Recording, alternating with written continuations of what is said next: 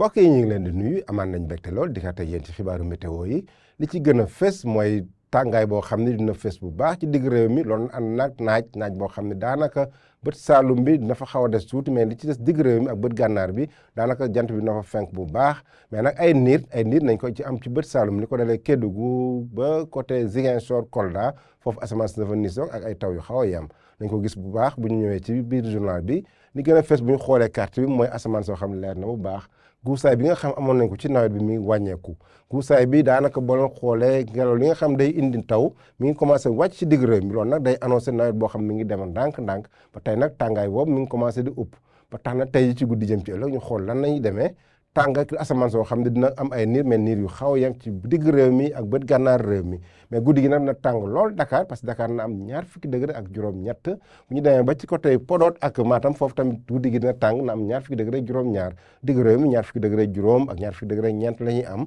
digg réew mi daanaka mooy xaw a tane tuuti bët Saalum bi di mel ni Ziguinchor Sédhiou Kolda foofu mooy xaw a tane parce que foofu nañ fa séntu ay taw yooyu moo tax guddi gi 20 degré ñaar lay am pour diggante Ziguinchor ak Sédhiou bu ñu demee ba Kolda na am 20 degré ñeent 20 degré benn ñu am ko Kédougou ak ay taw yu xaw a yemamaay yoo xam nañ ko fa xaar li ci des nag daanaka tekkaaral la ñuy am bu ñu demee ba ci bëccëg gi nag ñu xool bëccëgu àllarba boobu lan la ñuy am tekkaaral nañ ko ne di am ba tey parce que day dëggal tuuti rek nawet bi nga xam mi ngi commencé tàggu ndànk-ndànk parce que guusaay bi nga xam amoon nañ ko ci digg réew mi ngi wàññeeku bu baax ba tax na asamaan su leer la ñu am ak jant boo xam na fenk bu baax digg réew mi bët gànnaar réew mi ba ci côté sow réew mi Ndakaaru sax bëccëg gi na am 20